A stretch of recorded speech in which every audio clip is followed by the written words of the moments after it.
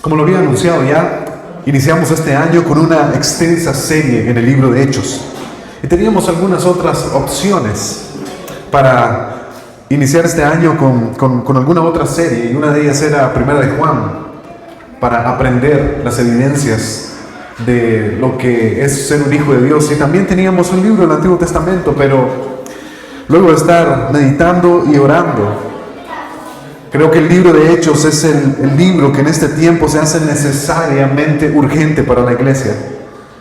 Y como ya sabrán los que tienen tiempo con nosotros, siempre que iniciamos una serie me gusta dar algunas razones por las que debemos estar ahora en el estudio expositivo de este libro. Así que permítame compartirles 7 razones por las cuales estaremos dedicando tiempo a lo largo de este año en el libro de los Hechos.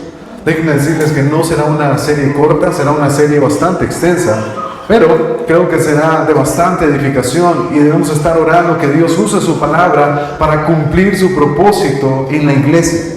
Así que aquí tienen la primera razón por la que deberíamos estar atendiendo el libro de Hechos este año. La primera razón es que el libro de Hechos nos ayuda a entender cómo Dios lleva a cabo su plan de salvación a través de la iglesia, que está conformada por creyentes que viven en comunidad y proclaman el evangelio a todos. Así que el libro de Hechos nos da este panorama que nos permite entender cómo Dios está llevando a cabo su plan en el mundo a través de su iglesia, que está conformada por creyentes. La segunda razón por la que deberíamos estudiar el libro de Hechos es que el libro de Hechos nos ayuda a elevar el concepto de lo que la iglesia es y lo esencial que la iglesia es para cada uno de nosotros. Vivimos en tiempos donde la iglesia, el concepto de la iglesia ha sido rebajado, está siendo menospreciada la iglesia, y el libro de Hechos nos ayuda a tener un alto concepto de lo que la iglesia es. Cuando estábamos con la hermana Alice estudiando lo que significa ser un miembro de la iglesia, aprendimos que un miembro de la iglesia estima lo que Dios estima, y Dios estima la iglesia, porque la iglesia es algo precioso para Dios. Él envió a su Hijo a morir para su iglesia. Así que para Dios es importante la iglesia, y el libro de Hechos nos ayuda a rescatar la importancia de la iglesia. En tercer lugar, la razón por la que debemos estudiar el libro de Hechos es porque nos ayuda a comprender esta verdad que es importante. La vida cristiana se vive en comunidad. Y mientras vayamos por el libro de Hechos nos vamos a dar cuenta que el libro de Hechos nos desafía a dejar la comodidad de nuestro individualismo y nos invita a comprometernos unos con otros si en verdad somos creyentes. Qué importante. Vivimos en tiempos donde el individualismo es considerado importante. Sin embargo, la vida cristiana se vive en comunidad. En comunidad. Y el libro de Hechos nos muestra repetidamente cómo los cristianos estaban unidos haciendo avanzar el reino, estaban unidos predicando el evangelio, estaban unidos para velar por sus necesidades, estaban unidos para servirse los unos a los otros. Comunidad, hermanos, comunidad. Y qué maravilloso que mientras estaba pensando en esta serie, recordaba que nuestra visión como iglesia es ser una comunidad transformada por el evangelio. Así que el libro de Hechos nos permite esto, ver qué significa vivir en comunidad. La cuarta razón es que el libro de Hechos nos enseña el evangelio. Si hay algo que nosotros necesitamos aprender y estudiar constantemente, ¿qué es? ¿Qué es? Todas las doctrinas son importantes, algunas son sumamente maravillosas para nosotros. Sin embargo, entre todas las doctrinas, lo más importante a lo que nosotros deberíamos dedicar tiempo y esmero es a conocer, a entender y a aplicar el evangelio en nuestras vidas. Así que el libro de Hechos nos enseña el evangelio y nos recuerda que el evangelio es poderoso y suficiente para la iglesia. Por lo cual, el evangelio debe ser el centro de todas las cosas.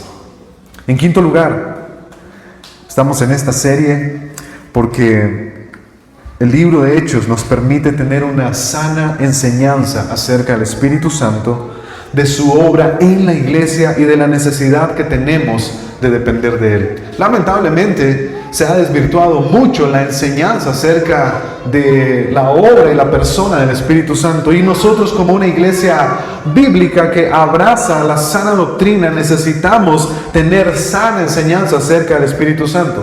Sabemos que podemos tener extremos, ¿verdad? Por un lado, podríamos volvernos personas que abrazan el movimiento carismático y están en los excesos y los abusos. Pero por otro lado, podríamos ser de las iglesias que entonces no quieren hablar del Espíritu Santo, no quieren hablar de estas cosas, cuando en verdad la Biblia muestra la importancia de la obra del Espíritu Santo en la iglesia y en la vida de los creyentes. Así que Hechos nos ayuda a guardarnos de los extremos de los que abusan y de los extremos de los que se hacen a un lado y no quieren tocar este tema. En sexto lugar, el libro de Hechos nos impulsa, escúcheme bien, nos impulsa fuertemente, nos impulsa a movernos hacia afuera y a vivir nuestra vida en misión por algo más grande que nosotros mismos, su Hijo.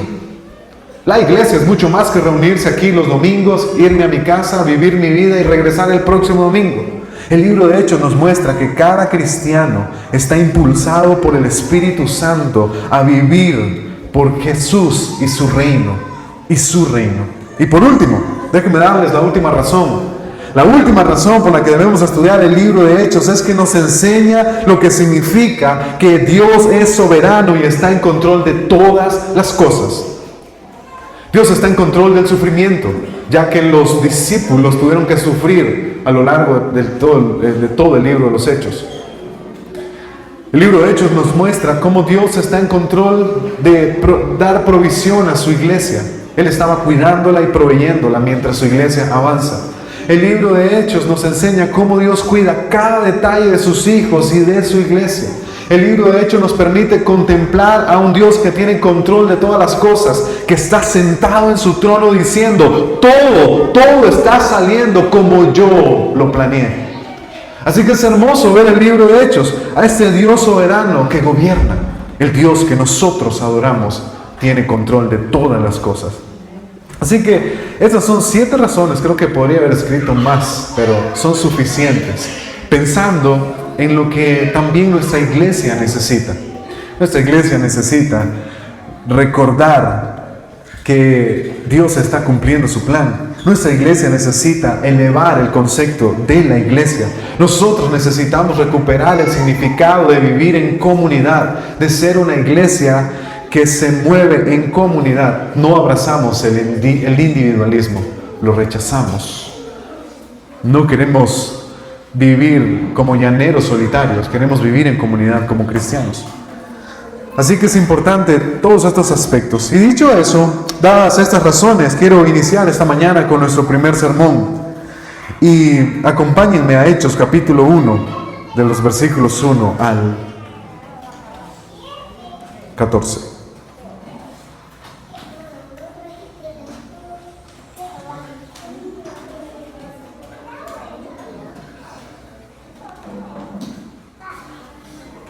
Hechos capítulo 1 del 1 al 14.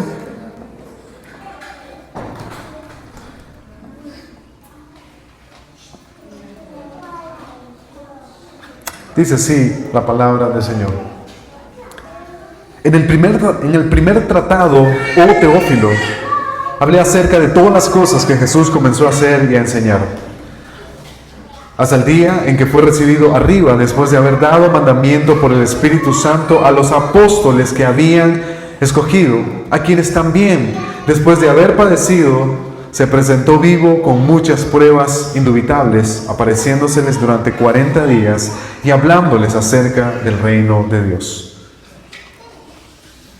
Y estando juntos, versículo 4, les mandó que no se fueran de Jerusalén, sino que esperasen la promesa del Padre, la cual les dijo, oísteis de mí, porque Juan ciertamente bautizó con agua, mas vosotros seréis bautizados con el Espíritu Santo dentro de no muchos días. Entonces, los que se habían reunido le preguntaron diciendo, Señor, ¿restaurarás el reino de Israel en este tiempo?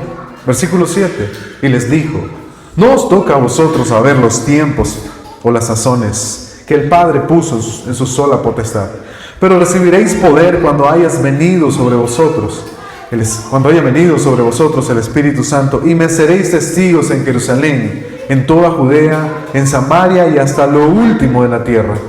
Y habiendo dicho estas cosas, viéndolo ellos, fue alzado y le recibió una nube que le ocultó de sus ojos. Y estando ellos con los ojos puestos en el cielo, entre tanto que él se iba, he aquí se pusieron junto a ellos 2 varones con vestiduras blancas, los cuales también les dijeron: varones galileos, ¿por qué estáis mirando al cielo?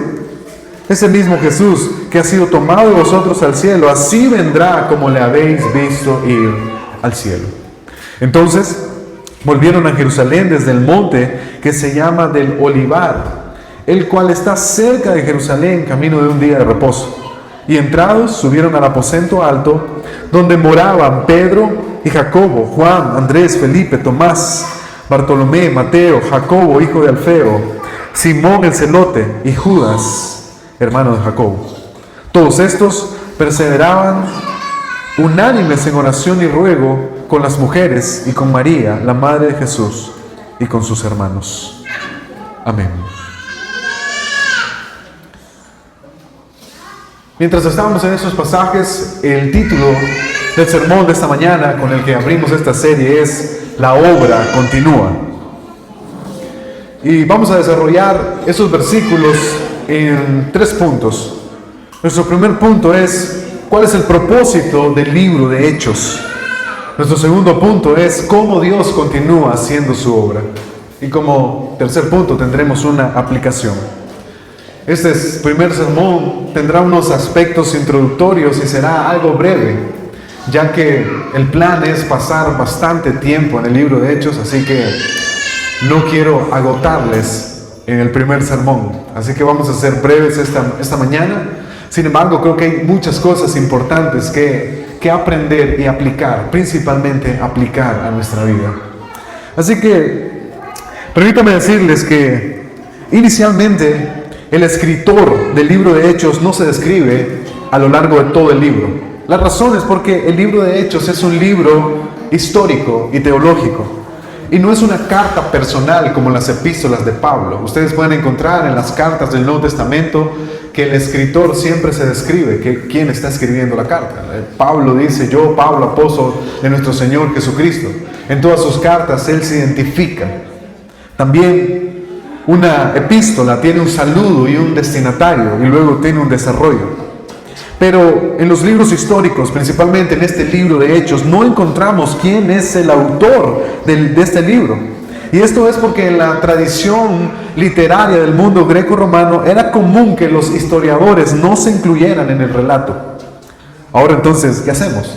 ¿Cómo nos damos cuenta quién escribió el libro de Hechos? ¿Cómo podemos no poner en duda su autoría y su inspiración?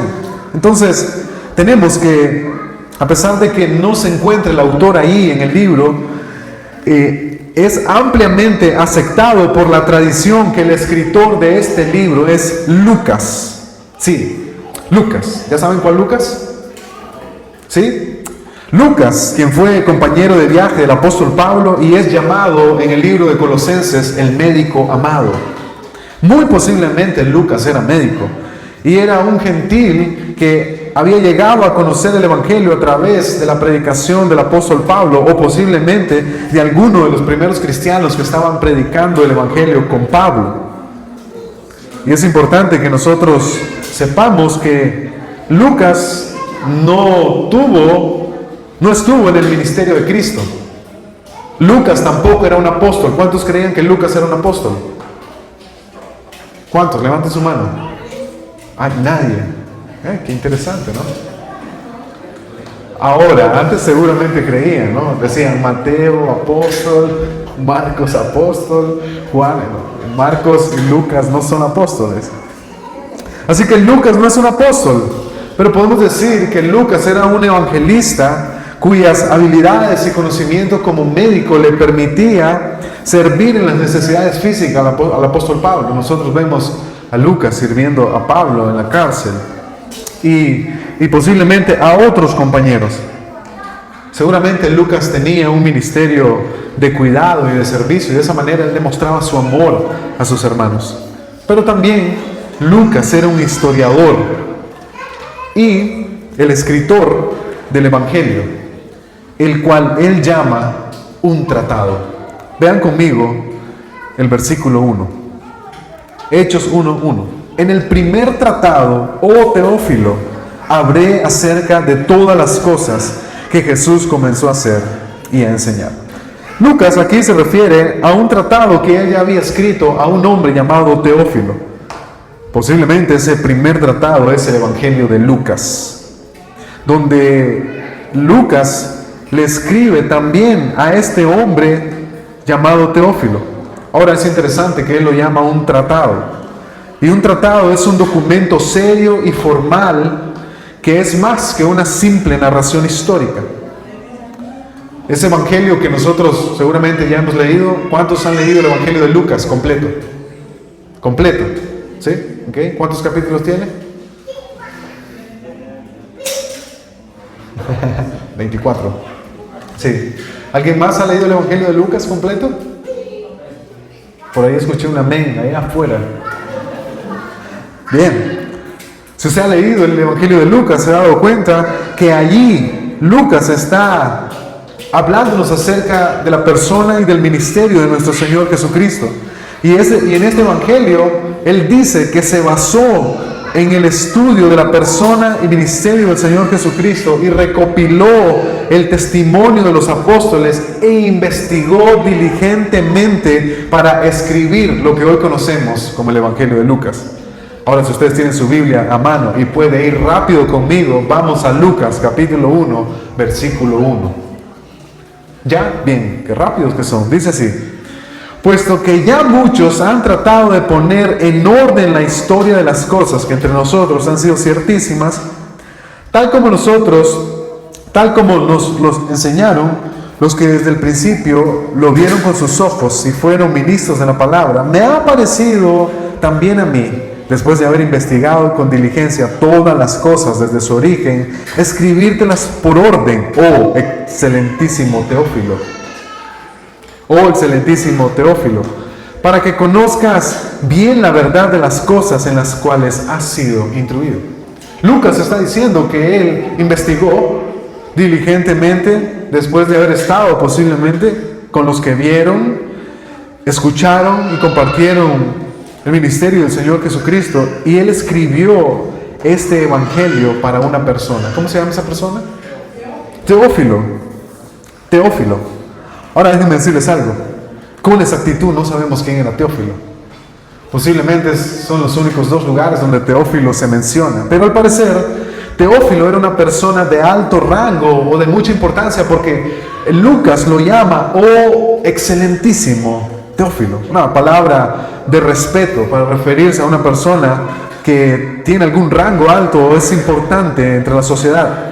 Lucas le escribe a este hombre para fortalecer su fe y para proporcionarle un relato confiable acerca del Señor Jesucristo. Así que permítame ir ordenando las ideas.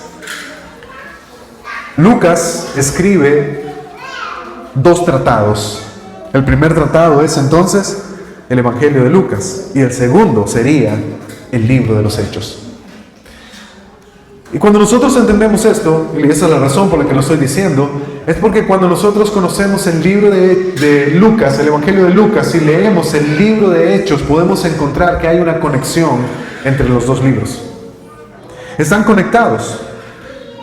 Y están conectados por lo menos en tres aspectos.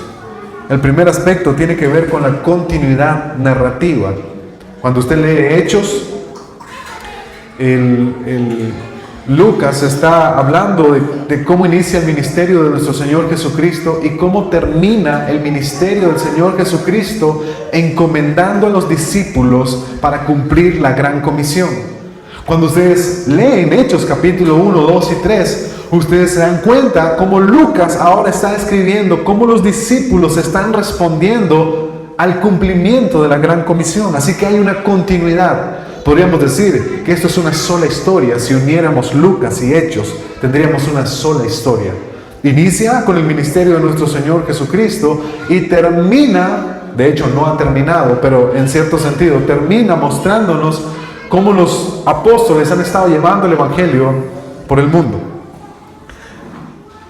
En segundo lugar, hay una conexión entre Lucas y Hechos, entre un enfoque temático, y ese enfoque es la obra del Espíritu Santo. Si han leído Lucas, se han dado cuenta de que en el Evangelio Lucas menciona el Espíritu Santo. Por ejemplo, cuando Jesús es llevado al desierto, dice, y fue llevado por el Espíritu Santo al desierto. Y luego repetidamente está mencionándonos acerca del Espíritu Santo. Y en el libro de Hechos continúa mostrándonos cómo el Espíritu Santo está obrando en la iglesia y en los creyentes. Así que hay una continuidad ahí en el enfoque temático, y ese enfoque es la obra del Espíritu Santo. También hay otro enfoque, y es la universalidad del Evangelio. El Señor Jesucristo estaba predicando el Evangelio, y también vemos en el libro de Hechos cómo el Evangelio empieza a ser predicado a judíos y a gentiles. Y una cosa más que conecta a Lucas, el Evangelio de Lucas, con el libro de Hechos, es el cumplimiento del mandato de Jesús. En Lucas 24, 47 al 49, Jesús le dice a los discípulos que deben ir y predicar el Evangelio al mundo. Y cuando llegamos a Hechos capítulo 1 versículo 8, nuevamente se reafirma que el Evangelio debe ser predicado en Jerusalén, Judea, Samaria y hasta los confines de la tierra. Así que hay una conexión entre el Evangelio de Lucas y el de Hechos. Dicho eso, Lucas le está escribiendo entonces ahora el libro de los Hechos a Teófilo. Y lo que le está diciendo a Teófilo es: Teófilo, en el primer tratado ya te expliqué cómo Jesús comenzó su ministerio y su enseñanza.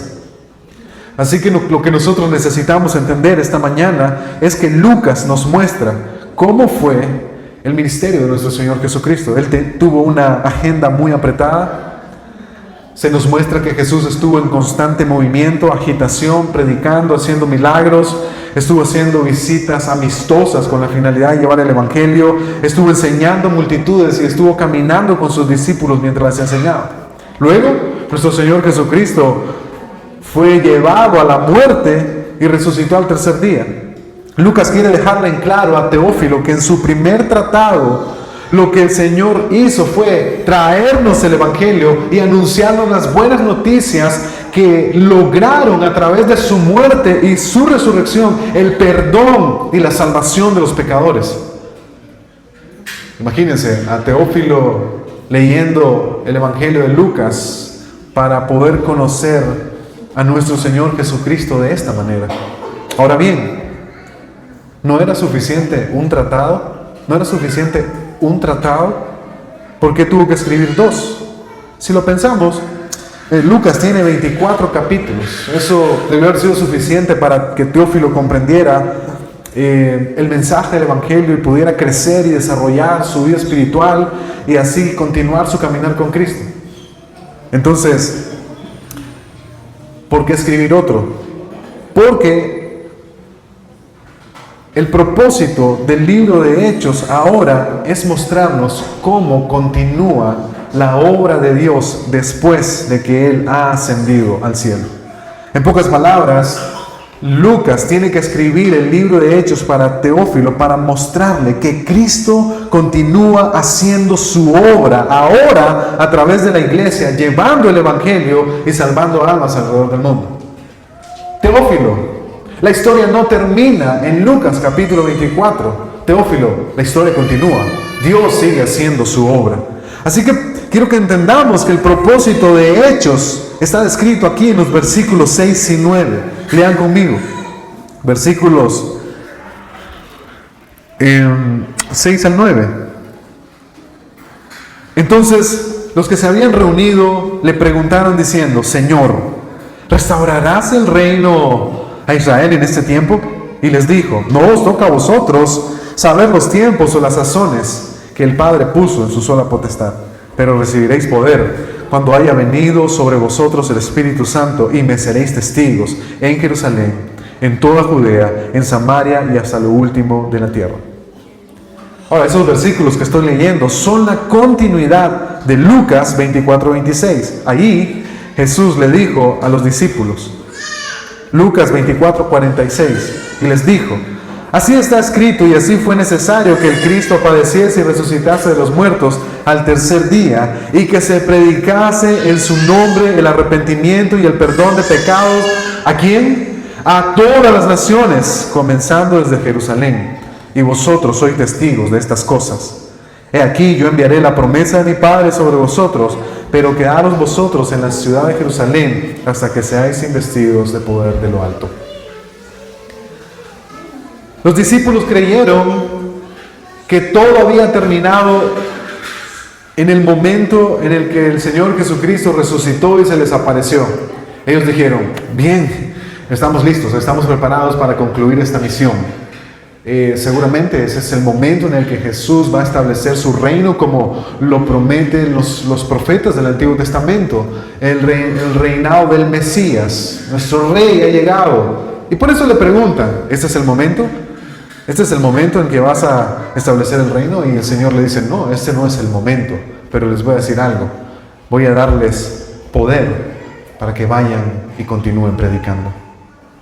Esa es la razón por la que Lucas escribe Hechos, para que Teófilo entienda que esto no ha terminado aún, que esto continúa, que falta trabajo por hacer, y que ese trabajo va a ser hecho empoderados del Espíritu Santo, donde van a ser testigos de predicar el Evangelio en muchas ciudades. El Señor Jesucristo ya no estaría más con los discípulos presentes físicamente, pero Él haría avanzar su obra a través de los creyentes, y les daría el Espíritu Santo para impulsar esa obra con poder cuando proclamaran el Evangelio. Ahora quiero que entiendan esto. La vida cristiana es vivir la vida de Jesús. Voy a repetirlo para quienes no me escucharon. La vida cristiana es vivir la vida de Jesús. O, en otras palabras, la vida cristiana es que Cristo está viviendo su vida a través de mí.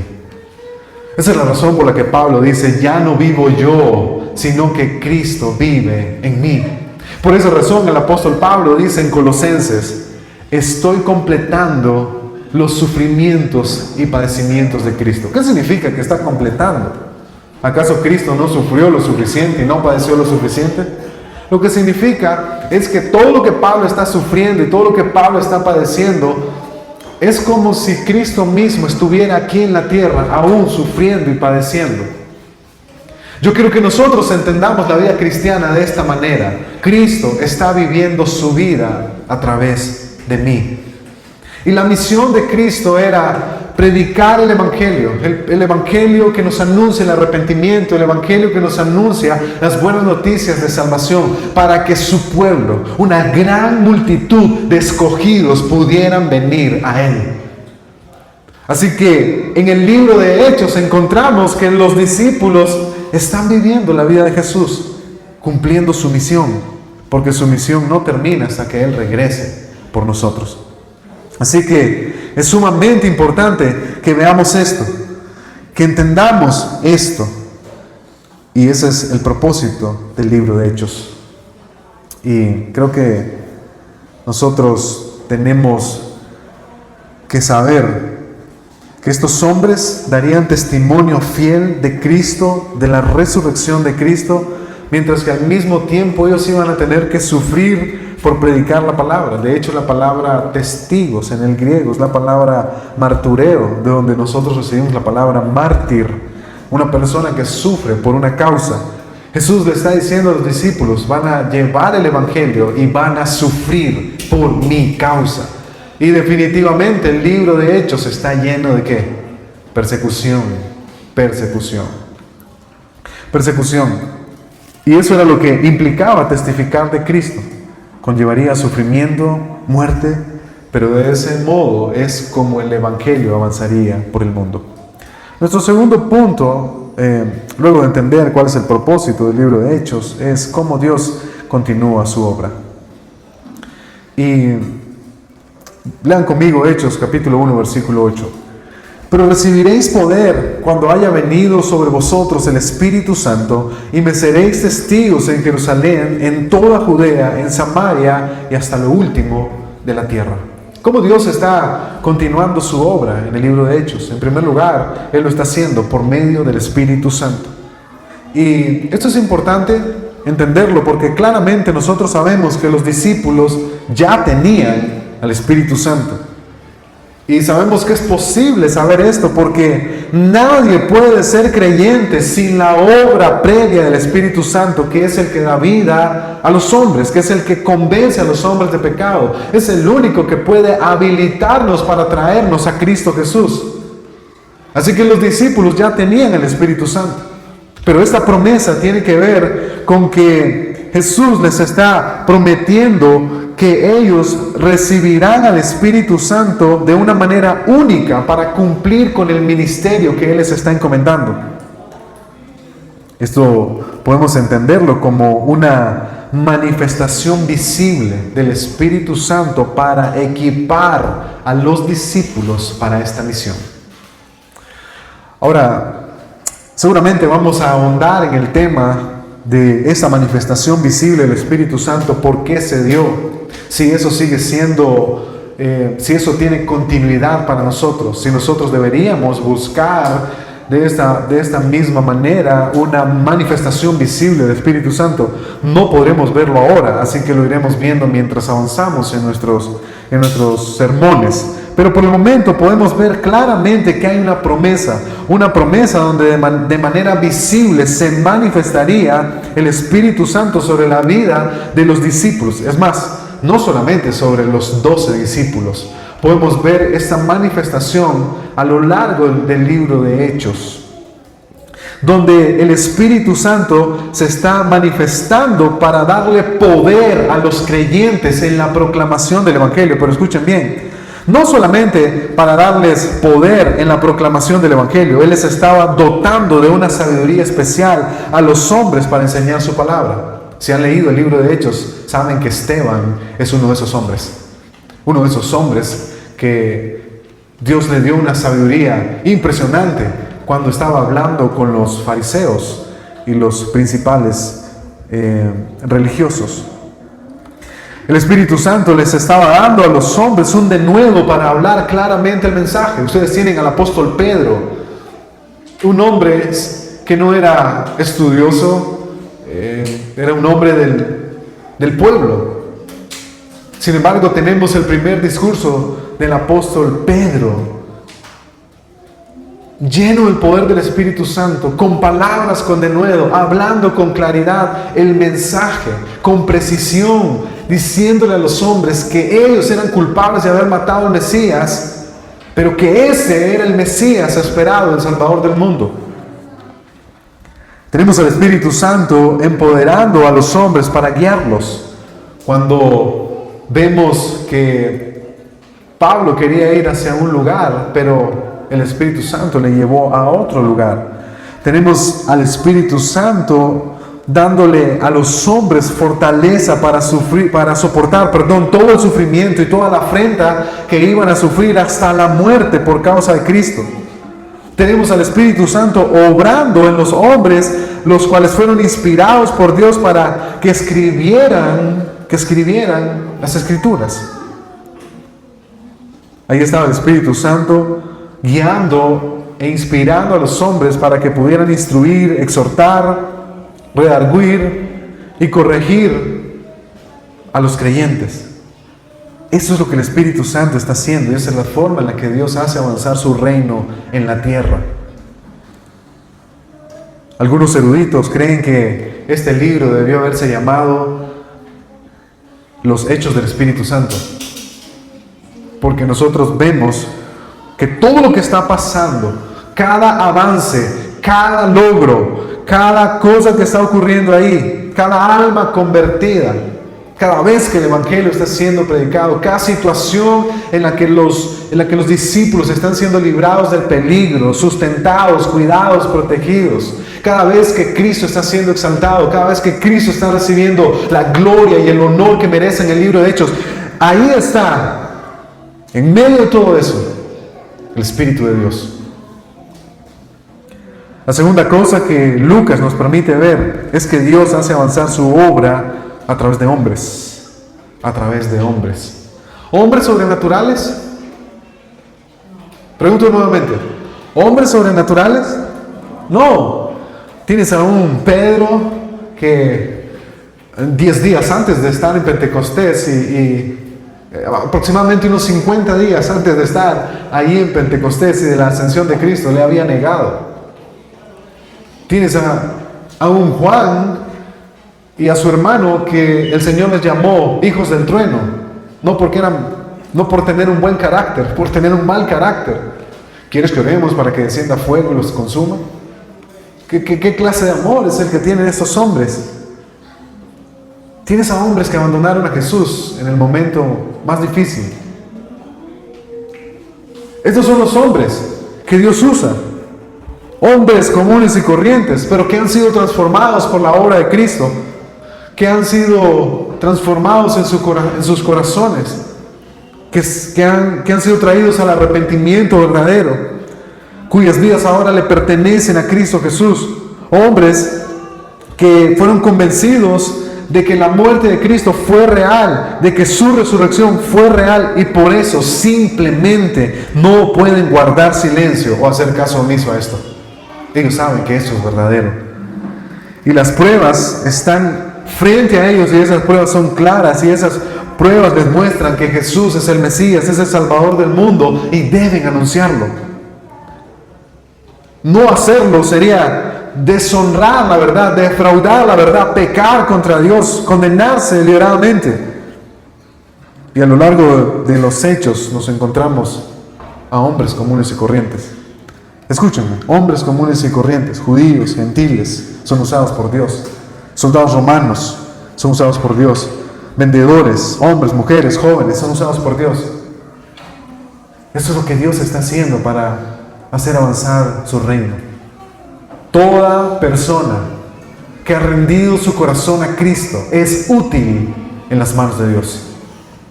Toda persona que ha puesto sus ojos en Cristo, que ha hecho a Cristo suficiente, que ha dispuesto su corazón a seguirlo y a servirlo, es útil en las manos del Señor.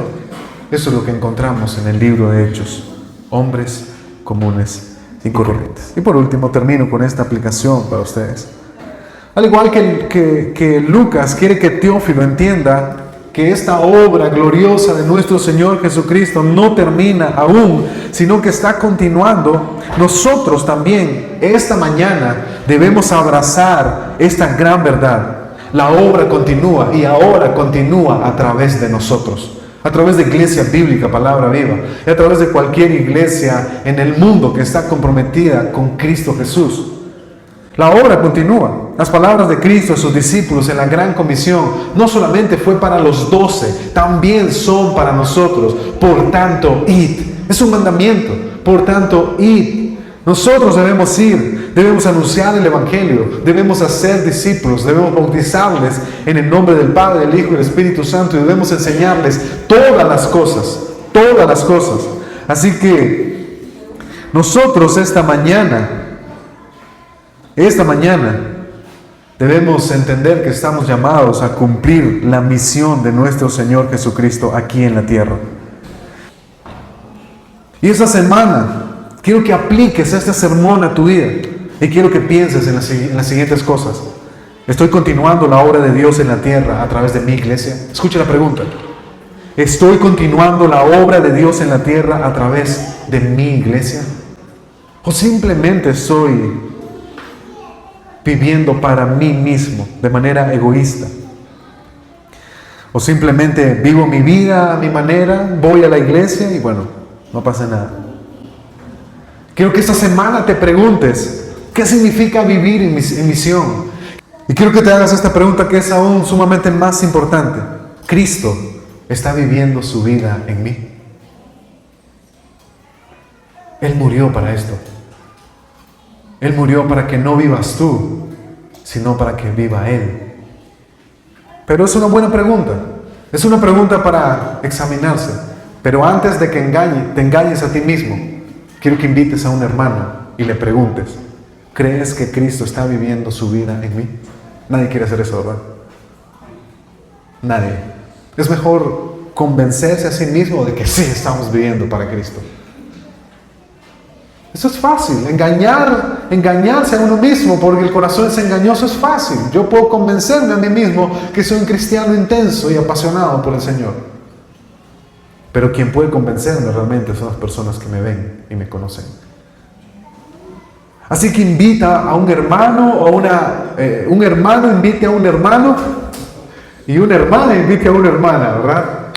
Para que después no digan, hay un joven atrevido, el pastor me dijo que te invitara para que habláramos, ¿verdad? No, eso no está correcto, así que por favor mantengamos la pureza de la iglesia y de nuestro corazón, las hermanas con los hermanos y los varones con los varones. Invítense a un café, a una tarde de comer y caminar y conversar y pregúntense, ¿puedes ver a Cristo viviendo su vida a través de mí? Por otro lado, quiero que esta semana también pienses en la necesidad que tenemos de ser guiados, influenciados por la gracia poderosa que viene del Espíritu Santo. Y quiero preguntarte, ¿qué tan consciente eres de la necesidad del obrar del Espíritu Santo en tu vida? Escúchame. ¿Qué tan consciente eres de la necesidad del obrar del Espíritu Santo en tu vida? Quiero que medites en eso. Y quiero que revises tu teología acerca del Espíritu Santo. No quiero que estés en los extremos de los que abusan y en los extremos de los que ignoran el obrar del Espíritu Santo. Sabemos que hay distorsiones y abusos, pero quiero preguntarte esto y quiero que te lo lleves esta semana. ¿Soy autosuficiente de modo que no busco por medio de la palabra de Dios la influencia del Espíritu Santo? ¿Eres autosuficiente?